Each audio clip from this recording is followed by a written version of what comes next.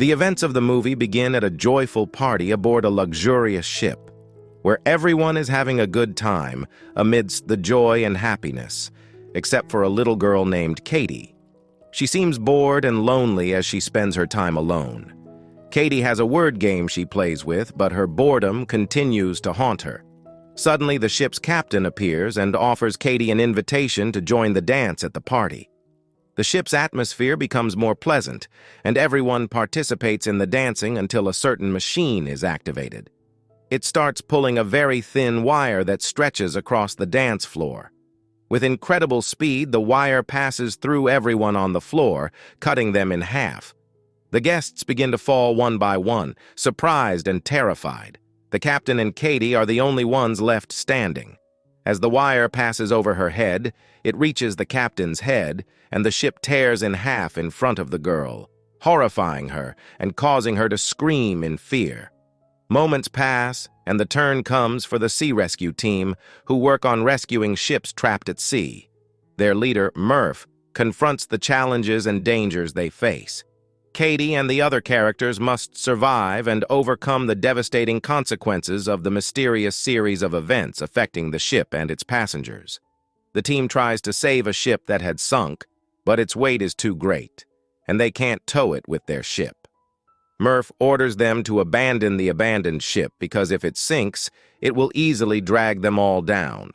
However, one of the team members, named Maureen, refuses to let the ship sink after 3 months of attempts to save and retrieve it from the depths. Maureen decides to go to the ship to find out why its weight has increased.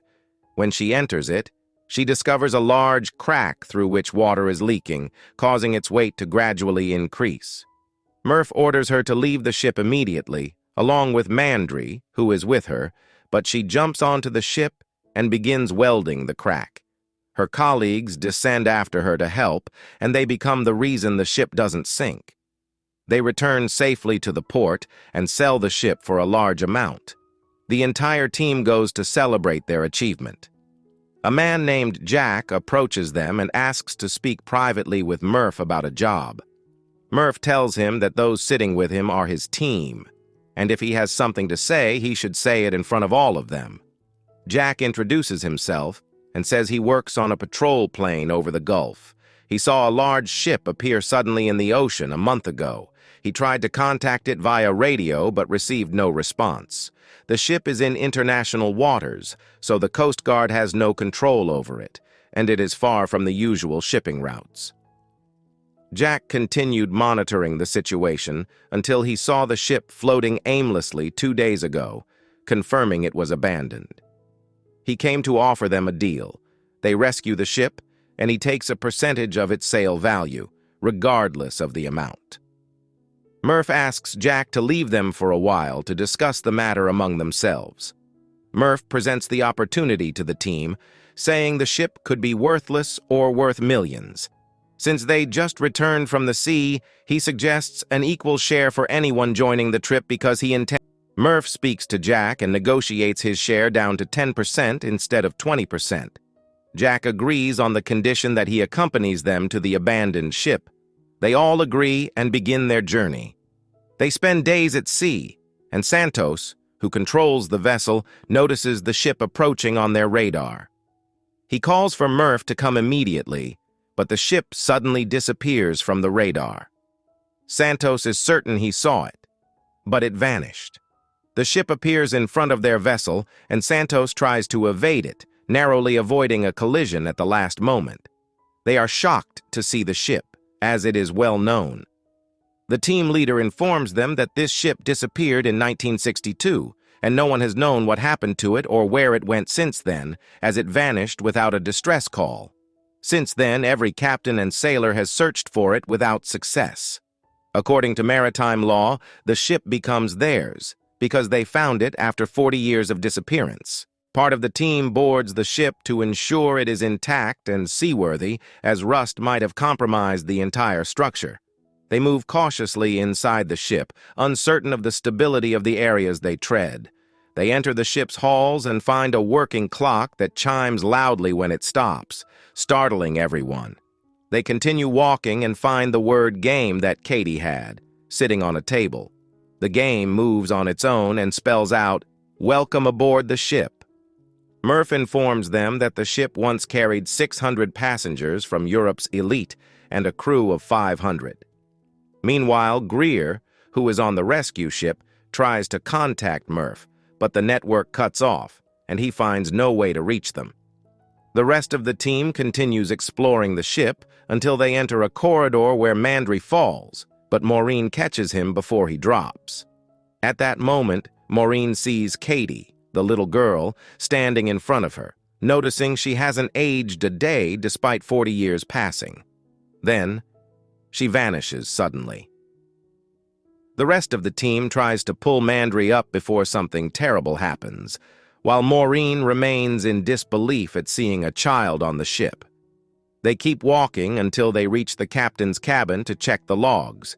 Dodge notices a digital clock in the cabin and tells them that in 1962 there were no digital clocks, realizing someone might have tried to take over the ship and failed for an unknown reason. Murph decides they should return to their ship to sleep and start towing the ship in the morning. He asks how the ship ended up there, and they recount the story of a cotton-loaded ship heading to London. 2 months after setting off, it appeared in Tripoli, and when sailors boarded, they found no one on board, no crew, and no captain. The ship had traveled 6,800 kilometers without anyone controlling it, believed to be steered by a ghost, and then it disappeared. There is no evidence of what happened to the ship before them. They all go to sleep until the next day.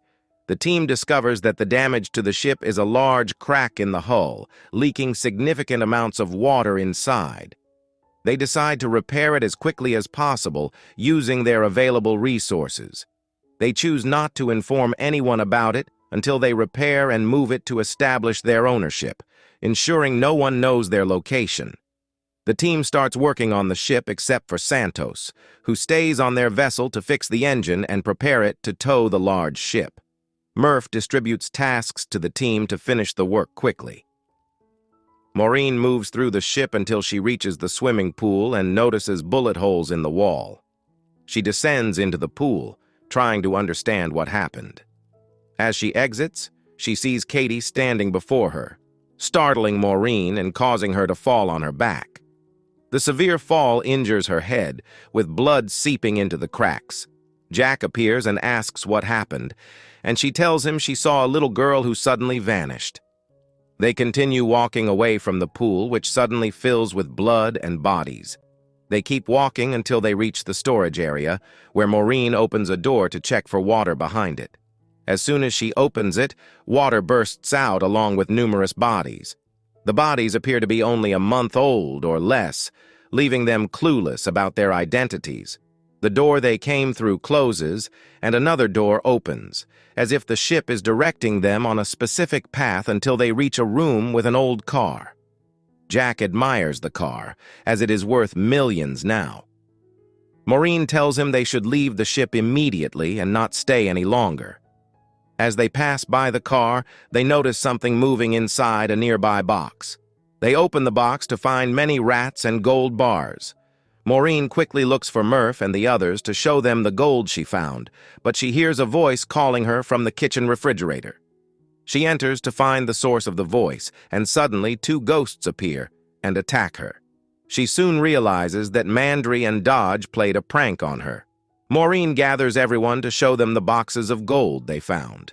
Murph estimates the gold alone to be worth $200 to $300 million, excluding the value of the ship and its contents. Everyone is happy except for Greer, who is scared and suggests that the ship's fate might be due to the gold. The bodies found on the ship, which were only about a month old, indicate that the ship is cursed or haunted. Despite this, they heard the voice of a singer in the ballroom, confirming the reality of these occurrences. After some thought, they decide to take the gold only and leave the ship. They start loading the gold onto their vessel and prepare to set sail. At that moment, Katie appears on the ship's deck, trying to stop them. She sees Maureen, and simultaneously, a gas cylinder explodes in the cabin with Santos. When the engine starts, a spark ignites, causing the entire ship to explode, and Santos dies in the blast. Everyone returns to the abandoned ship, not knowing what to do after losing Santos. Murph feels guilty for his death, and Greer finds it hard to cope, blaming their greed and foolishness for the tragedy. He says that if they had reported the incident to the Coast Guard, they might have received help, but now they are lost in the mystery, and everyone isolates themselves to think of a solution. During this time, Murph goes to the captain's cabin and finds whiskey, starting to drink it. Maureen searches the ship's guest records for any mention of a little girl. She discovers that Katie was traveling alone on the voyage. Greer sits in the ballroom drinking, noticing a sign for the singer named Francesca. Dodge and Mandry look for food in the kitchen and find canned goods, which Bella continues to eat. Maureen then goes to Katie's room and finds that she had hanged herself, becoming a skeletal corpse. Maureen removes a locket from around the girl's neck and finds a family photo inside. Before she closes the locket, Katie's ghost appears behind her, asking her not to close it. Katie explains that her family had moved to New York, and she was heading to them on the ship. But now her family is dead, and she wants to join them. But she and everyone else on the ship are trapped and cannot escape. Everything around Maureen turns to blood, and she realizes she must flee the ship immediately and suddenly disappears from the scene. The spirits gather, and Maureen runs to the tank where Murph is trapped, finding it filled with water, and Murph drowned, clutching a photo given to him by the captain with Jack in it. She understands that Jack brought them specifically to repair his ship and continue collecting souls. Maureen rushes to Dodge to warn him about Jack, but it's too late. Jack is already with Dodge. She finds Mandry and gives Dodge a gun to protect himself.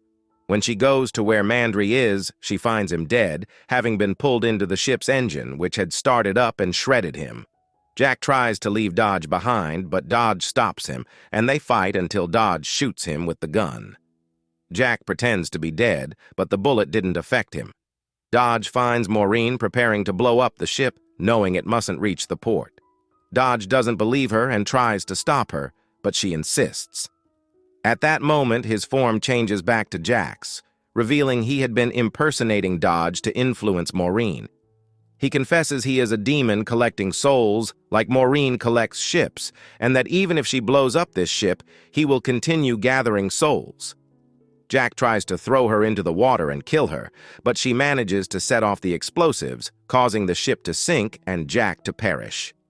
All the trapped souls are freed and burned as the ship sinks. Katie appears to Maureen to help her find a way off the ship before being dragged to the depths. Maureen floats on a crate in the sea until a large ship rescues her.